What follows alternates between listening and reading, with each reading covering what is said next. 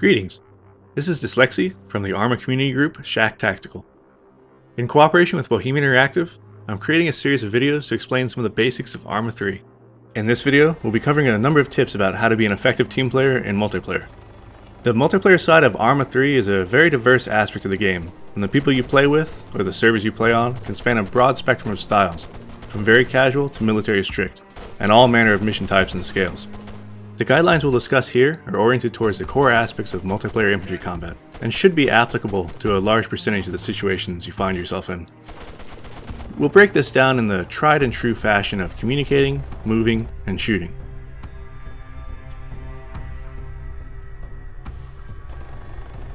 Knowing when, how, and what to say is often one of the most fundamental multiplayer skills for effective teamwork and coordination to occur. The cornerstone of communicating in ARMA is that of being concise and clear with what you say. Sometimes combat is extremely fast-paced and a lot may need to be said in a short period of time by many different people. Keeping your messages short and to the point, thinking about what you're going to say before you say it, really helps your team to respond to threats more quickly and carry out orders more effectively. When working with other players, a contact report is a means by which anyone can alert teammates that they've spotted or are taking fire from the enemy.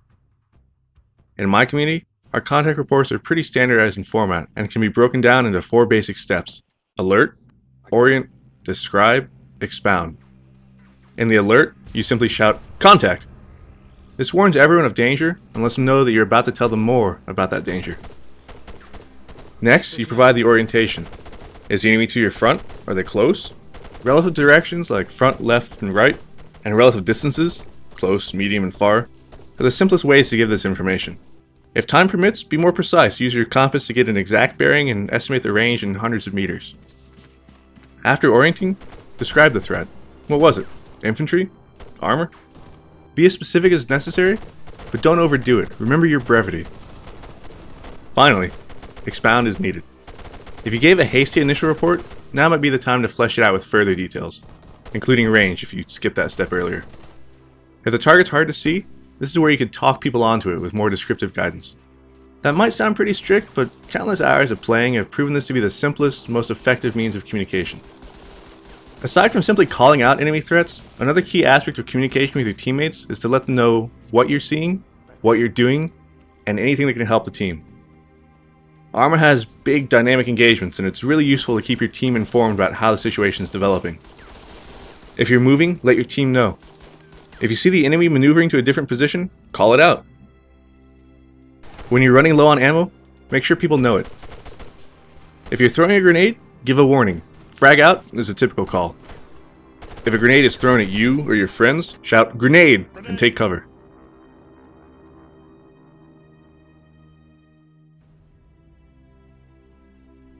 Movement with other players requires an understanding of a few basic principles that, when adhered to, will smooth things out and increase the overall effectiveness of your group. For starters, always try to work in pairs at the very least. The person you're paired with is known as your combat buddy. They'll move with you, fight with you, and look out for you if you get injured. Even if you have a fire team of 4 or 6 players, you always ensure that each person has at least one buddy working with them. When moving, avoid crossing lines of fire. It's easy to be shot by a friendly when you suddenly run out in front of them without warning. Be conscious about where you stop and aim. You should do so in a manner that makes it possible for teammates to safely pass behind you. If you need to pass in front of someone's muzzle, say so in voice and get a confirmation from them before you do. Always maintain interval with other players. Common sense dictates that bunching up results in people being killed. Staying spread out reduces the effectiveness of enemy fire, explosives, and mines. If you see teammates bunching up, call a reminder to them to spread out. Players commonly bunch up when checking or looting bodies, tending to wounded, or when in urban or otherwise dense areas. Be extra vigilant in those situations. As to urban areas, when you're clearing courtyards, buildings, or other structures, remember to enter and peel to the opposite side of where the prior person went. A good tip to remember is that if your buddy goes in and turns left, follow him and turn right to cover that side of the interior.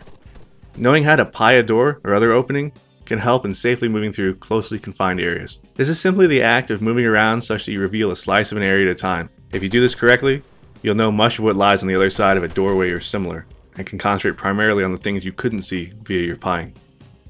Regardless of what your team is doing, Continually assess what you can do that will help the most. Check where everyone's covering, and if a sector is not covered, take it upon yourself to fill in the gap. Your teammates will thank you later. If a friendly is killed and had a machine gun or anti-tank weapon, something special, make sure your team doesn't leave the area without recovering it. You never know when you might need the extra firepower.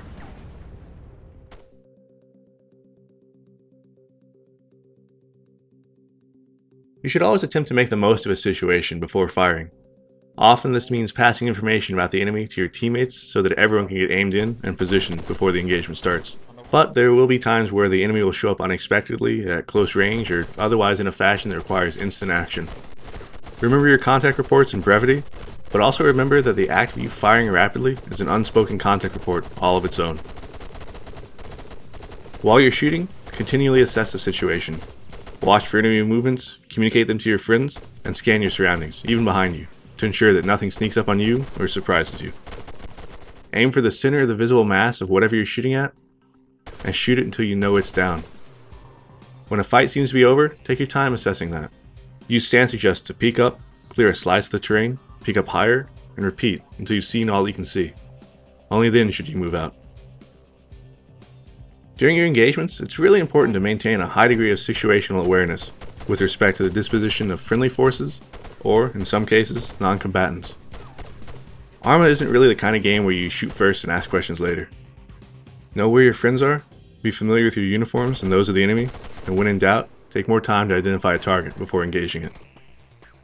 Always gain positive identification on the enemy before engaging.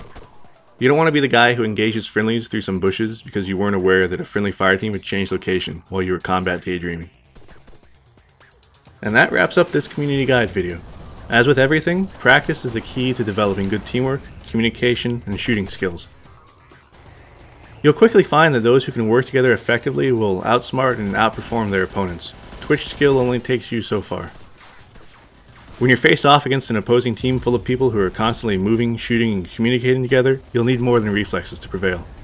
Good luck out there, and good hunting.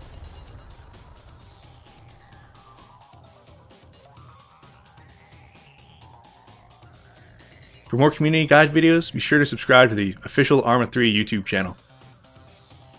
For other ARMA 3 updates, keep track of the official website, Facebook, and Twitter pages.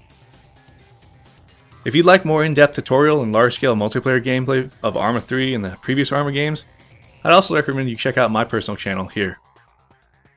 This is Dyslexy, and I'll see you on Stratus.